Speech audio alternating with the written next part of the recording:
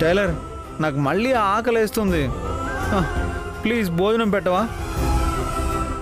ఆకలేస్తుంది, నేను ఆకలికి తట్టుకోలేను టైలర్.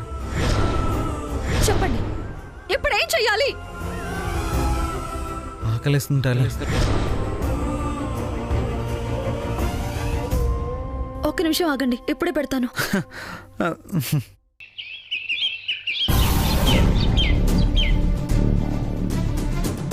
అలాగేనండి, తప్పకుండా మీకోసం ఎదురు చూస్తూ ఉంటానండి. ఉంటానండి. ఎక్కడికమ్మా? ఓ కేసు గురించి క్లయింట్ని కలవాలి నాన్న. అదేంటమ్మా, ఈ రోజు నీ పెళ్లి చూపులు పనులేమీ పెట్టుకోవద్దని చెప్పాను కదమ్మా. పెళ్లి చూపులు ఎన్నింటికి నాన్న? 2 గంటలకు వస్తానన్నారమ్మా. నేను 12 గంటలకే వచ్చేస్తాను నాన్న. ఈలోగా మీరు ఏర్పాట్లు చూడండి. అలాగేనమ్మా. మళ్ళీ పనిలో పడి మర్చిపోతావేమోనమ్మా, తప్పకుండా వచ్చేయాలి. పెళ్లి చూపులు మర్చిపోతానా నాన్న? అసలే మంచి సంబంధం, ఇంత మంచి ఛాన్స్ వదులుకుంటానా? సరేనమ్మా, తొందరగా వచ్చాయమ్మా. సరే నాన్న, నేను వెళ్ళొస్తాను.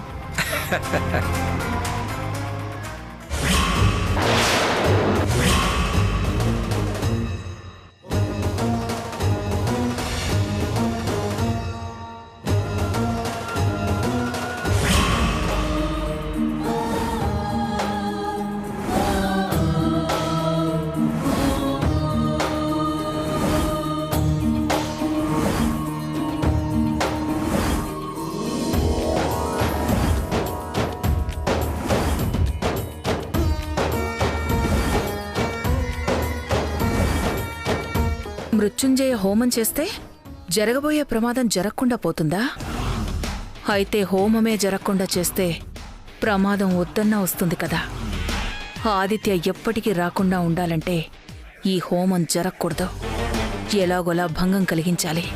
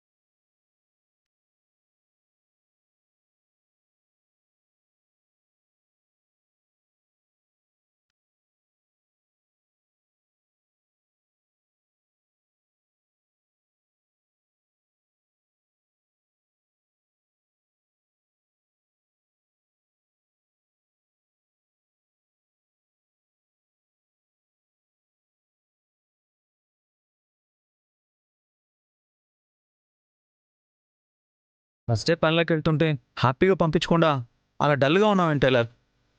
ఇప్పుడు మీరు పని చేయడం అవసరమా? నేను చేస్తున్నాను కదా, వచ్చే డబ్బులు సరిపోతాయి కదా. అయినా సరే నేను పని చేయాలి, డబ్బులు సంపాదించాలి. ఆ డబ్బులతో నేను నిన్ను బాగా చూసుకోవాలి. ఎక్కడైనా సరే భర్తే కష్టపడి పనిచేసి భార్యను బాగా చూసుకోవాలి టైలర్. ఎక్కడో ఎందుకు శివుడు కష్టపడి హంసను చూసుకుంటున్నాడు, కానీ శివుడు ఇంట్లో కూర్చుంటే హంస కష్టపడడం లేదు కదా.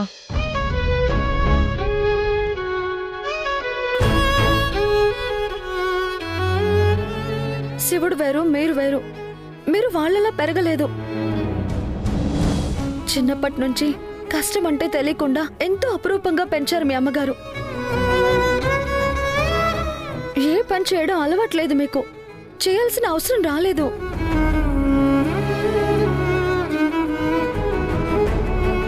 కొంచెం కూడా కష్టాన్ని తట్టుకోలేరు.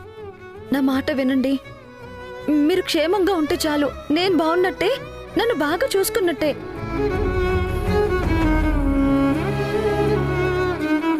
మీరే పని చేయొద్దు. ఎందుకు టైలర్ ఊరికే భయపడిపోతున్నావు? మా అమ్మ కూడా ఇంతే. నాకేమీ రాదు, ఏమీ చేయొద్దని భయపడి ఏమీ చేయనిచ్చేది కాదు. నువ్వు కూడా అలాగే అంటున్నావు. నాకంత కష్టమైతే నేనేం చేయను. కానీ ప్లీజ్ టైలర్, ఈరోజైతే నేను పనికి వెళ్తాను. కాదనద్దు టైలర్, ప్లీజ్.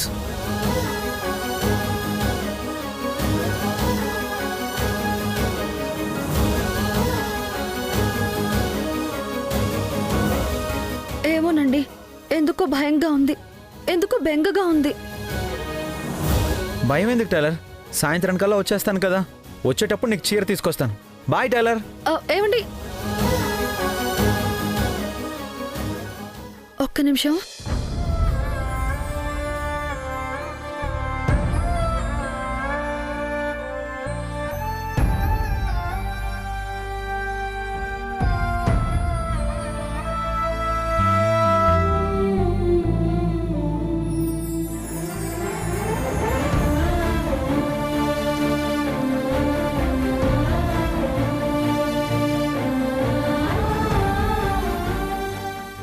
జాగ్రత్త.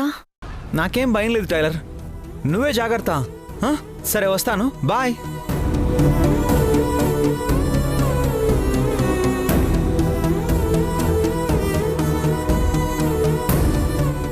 ఈయన బయటికి వెళ్తుంటే ఎందుకు నాకు ఇంత భయంగా ఉంది?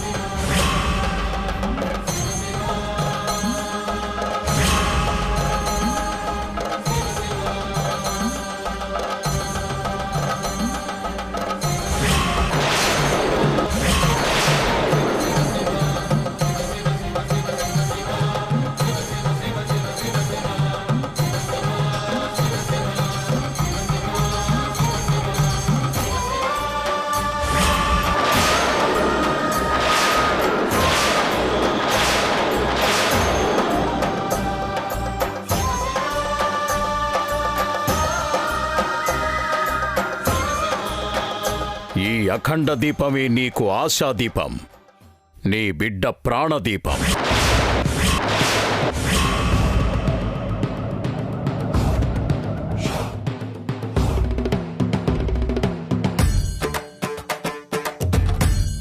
హోమం పూర్తయ్యేంత వరకు ఈ దీపం వెలుగుతూనే ఉండాలి.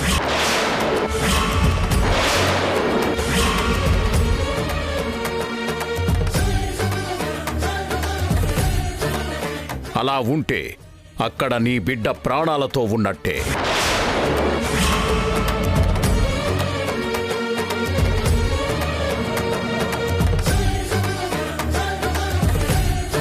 మరి దీపం కొండెక్కిపోతే?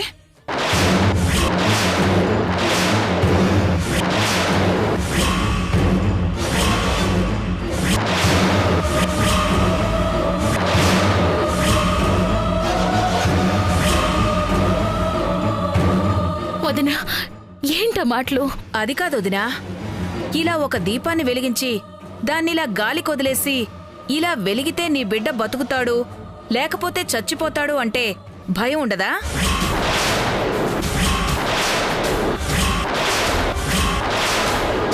చూడు, అప్పుడే దీపం ఎలా రెపరెపలాడుతుందో.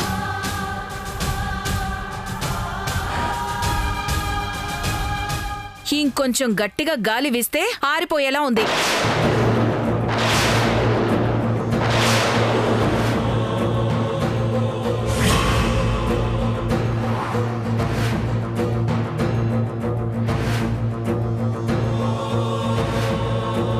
అత్తయ్య ఆపుతావా? నువ్వుండ్రా, అనుమానం ఉన్నప్పుడు అడిగి తెలుసుకోవాలి కదా. అయినా ఇక్కడ దీపం వెలిగితే అక్కడ నాని ప్రాణాలతో ఉండడమేంటి? ఆరిపోతే ప్రాణాలు పోవడమేంటి?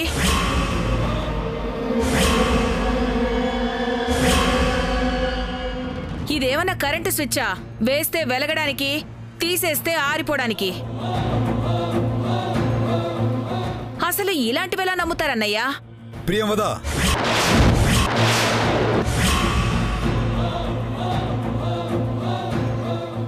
స్వామీజీ, నా చెల్లెలు తెలియనితనంతో ఏదో అంది. తన మాటలేం పట్టించుకోవద్దు. తప్పులేదు వాయుపుత్ర, సందేహం ఉన్నప్పుడే సమాధానం దొరుకుతుంది.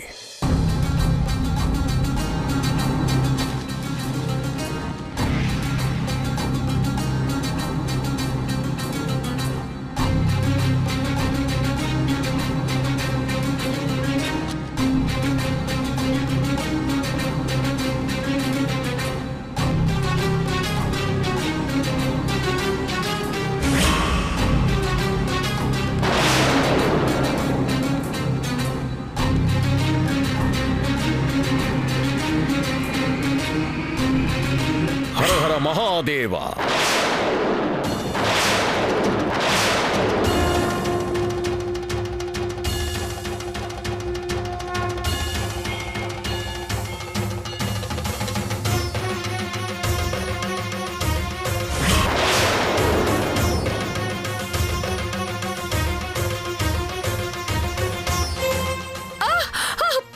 అమ్మ, కాలుతుంది, కాలుతుంది. వదలండి, వదలండి, వదలండి, కాలిపోతుంది. వదలండి, వదలండి, కాలిపోతుంది. అమ్మో, అమ్మో, మంట.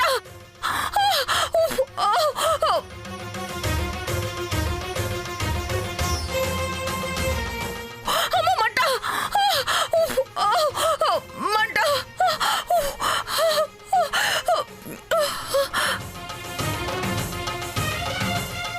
ఇద్దరి చేతుల్లోనూ కర్పూరం వెలిగించాను. నువ్వు భరించలేకపోయావు. కానీ వేదవతిని ఆ నిప్పు బాధించలేకపోయింది. కారణం నీది అనుమానం, తనది నమ్మకం.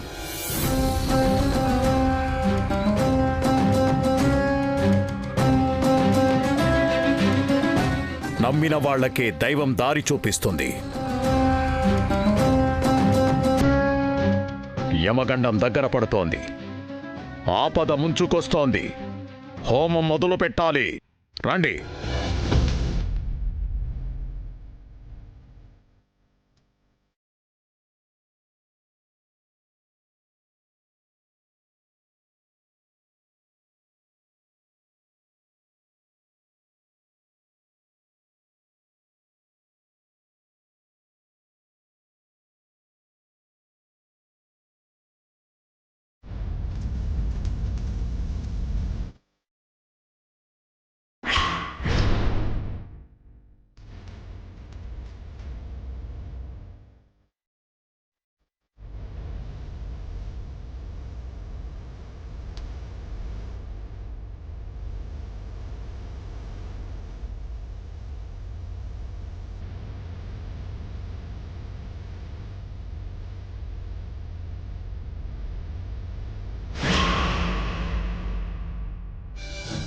శ్రావణి, అమ్మ శ్రావణి, శ్రావణి, ఏమే అమ్మాయి వచ్చిందా?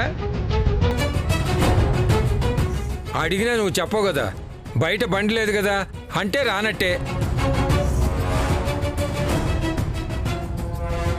అవును, కూల్ డ్రింక్స్ ఇక్కడే పెట్టాను కదా, లేవేంటే? ఏంటి కొంపదీసి తాగేసావా? అవునయ్యా, రోజు నువ్వు తెచ్చే కూల్ డ్రింక్స్ తాగి తాగి అలవాటైపోయి చూడగానే ఆపుకోలేక నేనే తాగేశాను.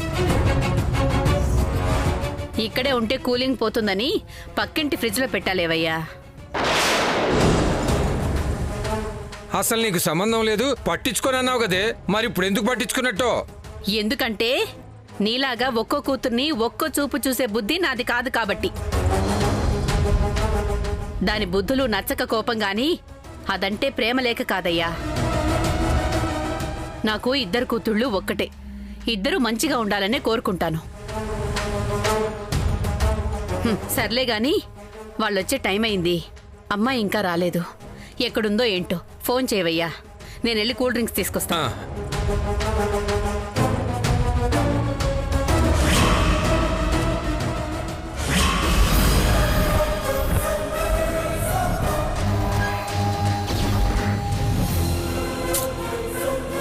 ఇంకా వీళ్ళు రావడం లేదేంటి? వాళ్ళని ఎలాగైనా సరే ఆపేయాలి. వాళ్ళు కానీ ఇంటి వైపు వచ్చారా అంతే సంగతులు. నాన్న ఓకే చేసేస్తాడు, మళ్ళీ కాదలేను. అనవసరంగా గొడవ అవుతుంది. ఇదే ఛాన్స్ తీసుకొని అమ్మ ఆడుకుంటుంది. అలా జరగడానికి వీల్లేదు. అప్పటికి ఎప్పుడో 4-5 సంవత్సరాల క్రితం జిడ్డు మొహం ఫోటో పంపించాను, ఆయన ఓకే చేశారు.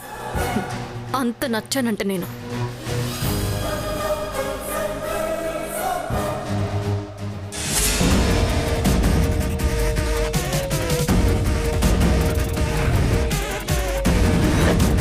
వస్తున్నట్టున్నాడు పెళ్లి కొడుకు.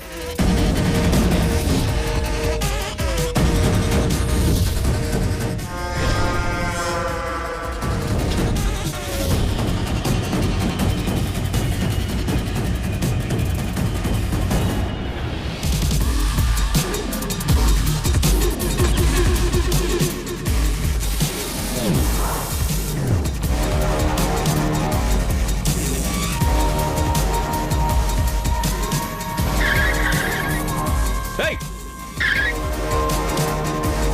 కళ్ళు కనిపించట్లేదా? రోడ్డు మధ్యలోంచి వస్తున్నావు.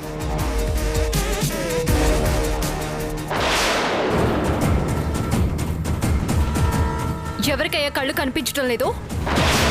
కాలనీ రోడ్స్ లో స్లోగా రావాలని తెలీదా నీకు? శుభమాని పెళ్లి చూపులకు వెళ్తుంటే ఈ గొడవేంట్రా? ఏదో అనుకోకుండా జరిగిపోయిందిలేమ్మా, వెళ్ళమ్మా. ఓ, పెళ్లి చూపులకు వెళ్తున్నారా? అందుకే పెళ్లి కొడుకు మంచి స్పీడ్లో ఉన్నాడు. ఇంతకీ ఎవరింటికి వెళ్తున్నారు? కరెంట్ నారాయణ వాళ్ళ అమ్మాయిని చూసుకోవడానికి వెళ్తున్నావమ్మా.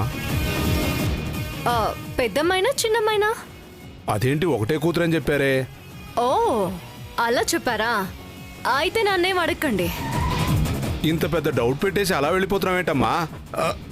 ఇదిగో అమ్మాయి ఆగు, ఒక్క నిమిషం అమ్మా. అతను మాకు ఒక్క కూతురనే చెప్పాడమ్మా, నువ్వు ఇద్దరు కూతుర్లు అంటావేంటి? అలా చెప్పారా? అయితే నన్నేం అడగండి. మళ్ళీ నేనేదో చెప్పాక నిజం బయటకు వచ్చి పెళ్లి సంబంధం చెడగొట్టేశాను అని అంటారు. నాకెందుకా పాపం? పాపం కాదమ్మా, నిజం చెప్పి మమ్మల్ని కాపాడితే నీకు పుణ్యం అమ్మా. సరే, మిమ్మల్ని చూసి జాలేసి నిజం చెప్తున్నాను.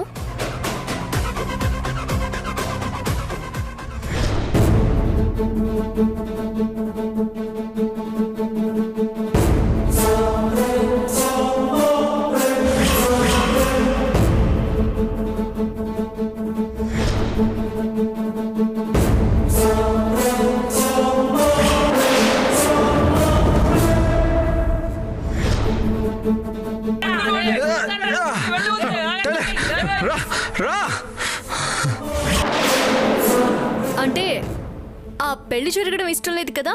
ఆ అమ్మాయిని తీసుకొచ్చి మళ్ళీ మీ అబ్బాయితో పెళ్లి చేయాలని చూస్తున్నారేమోనని నాకు డౌట్గా ఉంది.